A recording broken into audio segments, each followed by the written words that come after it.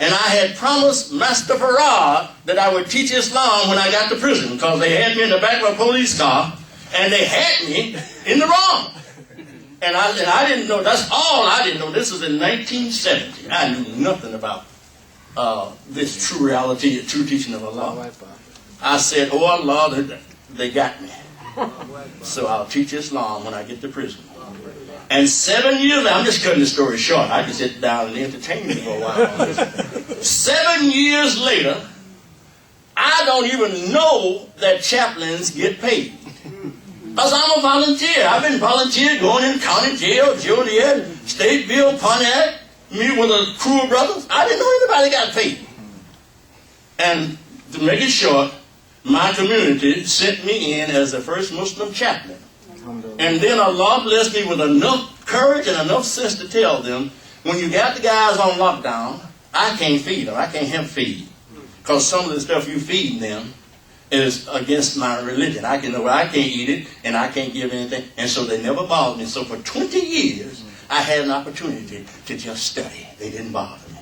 They didn't bother me. So for 20 years. So that's why I have to give it. Now, some of the brothers who've gone to Assad University or whatever, they have studied, they have justification for being compensated. I'm like the man of Moses with, you could have exacted some retribution for that. You could have got something for that. I don't want nothing for that. I'm being blessed for this, a blessing to have me to have an opportunity to share. You see, so don't even think that there'll come a time when I'm going to be trying to hide from you. Did I get the 589? Yeah. You can call me on any of your questions, because here's the part that you're going to have a problem with. Okay. You're going to have a problem with, and unless you would just ask the question academically, but anybody's going to have the problem when it comes to weak verbs. We have two kinds of verbs in this particular classification that I'm giving you. That's sound verbs and weak verbs. And weak verbs are those verbs that have a vowel letter or vowel sign as a part of its root, meaning the vowel sign is standing by itself. All right. Like amunat,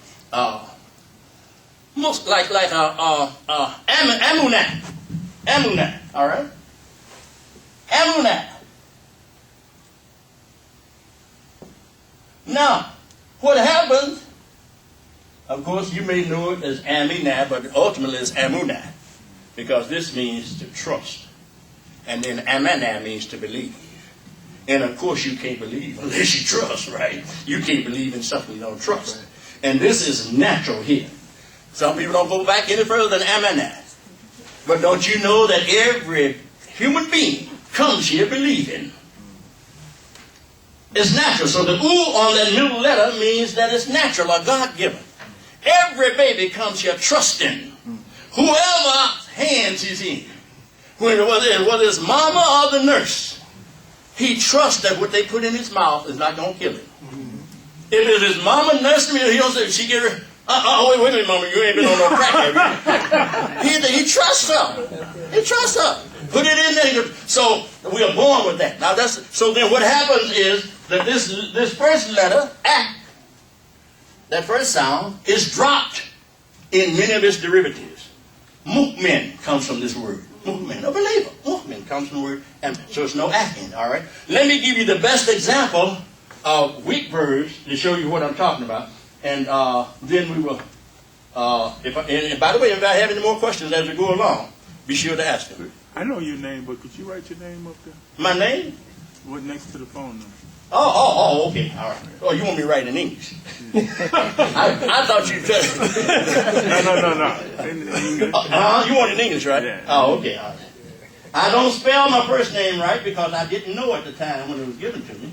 And I spelled it, the Arabs thought the I and E were the same thing. My name should be spelled A-J-E-E-N. That's the way it should be spelled.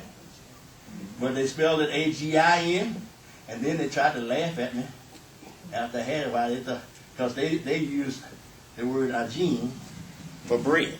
Oh, yeah. So, but the ajin doesn't mean bread. It means dough. And Imam explained it to me, but he left me on my own when he explained it. He says, esoteric. That means it's a secret meeting. I got you, Brother Mark. So, as Allah blessed me to understand, they said, dough. has yeast in it. And under the right circumstances, it will rise. And when you need it, roll it out, flatten it out, and leave it there in the right circumstance, it will rise again. And if you roll it out again, the more times you roll it out, the better quality of bread you get. And it will keep on rising until it gets done. Gene intended to keep on rising over this until it gets done. Life is put. Believe me, I've had some downers, you know, but Allah blessed me to keep on rising. All right. So that's it, bro. Now, somebody else had a question. Yeah. Yeah, I want, if you can, during your Juma, you mentioned a poem. If you don't, it's a very good one. I wanted to capture it. It's a poem that you. Yeah, I know. Yeah, Yeah, I want you, if you could, if you got time. Okay, well, you can Google it, but I will say it because I don't know who wrote it. Okay, but it said it went like this: if you think you're beaten, you are. If you think to dare not, you don't. If you like to win but think you can't, it's almost certain you won't. If you think you'll lose, you're lost.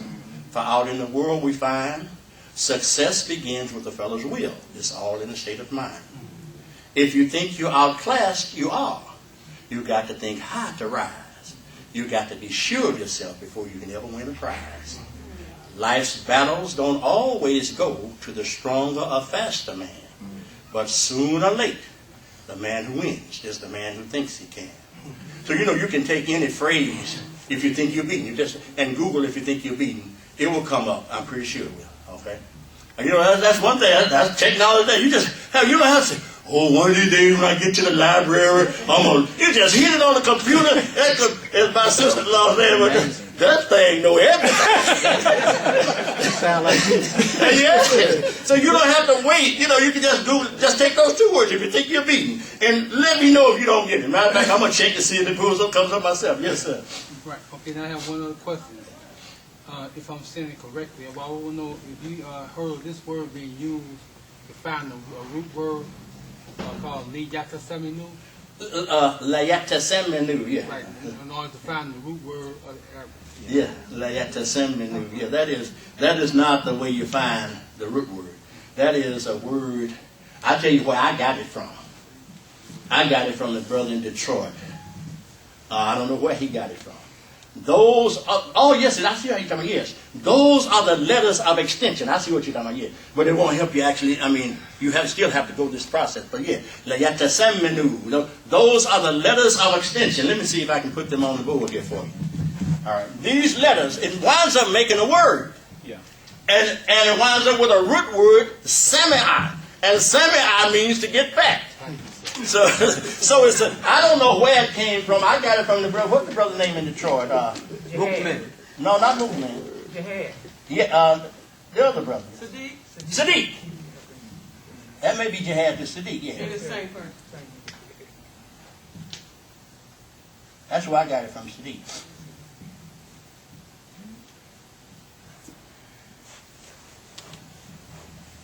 These are letters that extend the word. And if you put the vowels on it, then you wind up with the pronunciation for it. La, meaning for. Ya, meaning they. Yeah, ta, for themselves. Sa, meaning future. Mim and mat mean move. But this is your word, samanu. Samana means to grow fat. So yes, but I'm familiar with that. And what he's saying, I beg your pardon, this noon shouldn't be on. We already got noon. Don't need another noon. Got the samanu. Yeah. And then you have, when a word is plural like the ends with vowels, then you put the alif on. All right. Those are letters of extension. How many are there? 2, 4, 6, 8. Is it 8 or 9? 1, 2, 3, 4, 5, 6, 7, 8. 8 letters. And I put in front of it fat. Fat. That's why I said 9. Fat. Falat. Because fa is a common letter of extension also, although it is a word in itself. Fa means then.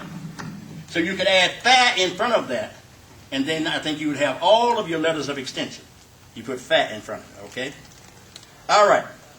I wanted to show you But that's what you were talking about. That's how those are letters that you look for. What he's talking about, that those are letters that you look for to pull out. Now, it doesn't mean that every time those letters are in a word that they are pulled out, but they are the common letters to be pulled out. All right. No other letters are to be pulled out as prefixes, infixes, suffixes. All right. These will be the letters you'll be looking for. Now, I wanted to give you an example of a weak verb that demonstrates all of the characteristics of weak. All right. Can I erase some of this now? Yeah. All right. Y'all got my phone number? Yeah. All right. Everybody's familiar with this word, with one of these words, but I'm gonna write the root form of it. Kawala. And kawala means to attribute to someone something that he did not say. Or as we said in the streets, he lied on me. All right? Kawala. All right? Now, the weak letter in this word, by the way, words can be weak. This one is just weak. Then you have double weak, that means you have two vowels. And you have triple weak. That means you have all three of the root letters are vowels. And we have at least one word that I know like that, and that's away. What do you think? What do you think the significance of away? All three letters are a vowel. Away. Anybody think they recognize that? That's a triple weak verb. That's where you get the word ayat. Ayat comes from away. And you'll be looking a long time if you don't, until you find it. And why? Because all the letters are weak, and so they disappear. So here's what happens. Watch with kawala. Kawala, this wow is going to disappear here when I get call that. Excuse me, board moving on me. Call that. Call that means he said, right? Yeah. Then I want to say they said or said to them. We get he lad. Look what happened to the wow that time. It changed to yeah. He lad. Not key lad. Key, long key. Key lad. Okay, you can't change a long vowel for a short vowel and think you still have the same thing. All right, when you change it, you're getting something else. Okay, kila, and then finally here's the one that you all know, but the vowel is not in there at all. Kul. Oh, I forgot to put the dots on there. Kul. So here, change from wow to add to yeah to disappear. That's what can happen with weak verbs. So that makes it more difficult when you run into those situations, but you just have to learn how to chase them. So something you have to look at all the possible alternatives. So I can't find the root for this word because what I thought was the root, and when I go to the dictionary, it doesn't pan out. So then you start looking to see what's missing. And the only thing going to be missing is a-e-o. You know, the consonant, it never loses consonant. That's what I mean by sound. A sound verb has 3 consonant letters. Now, there are a few words that have more than 3 root letters. But that's not enough for you to be bothered about right now, all right?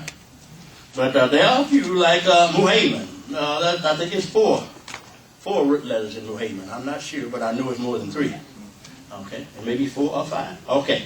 Was there any other questions that you have? Now, this is where the real study gets involved. When you start looking for the root word. Just don't try to go through the whole Quran, licking your paint, just take one ayah and see if you can pick it apart. One.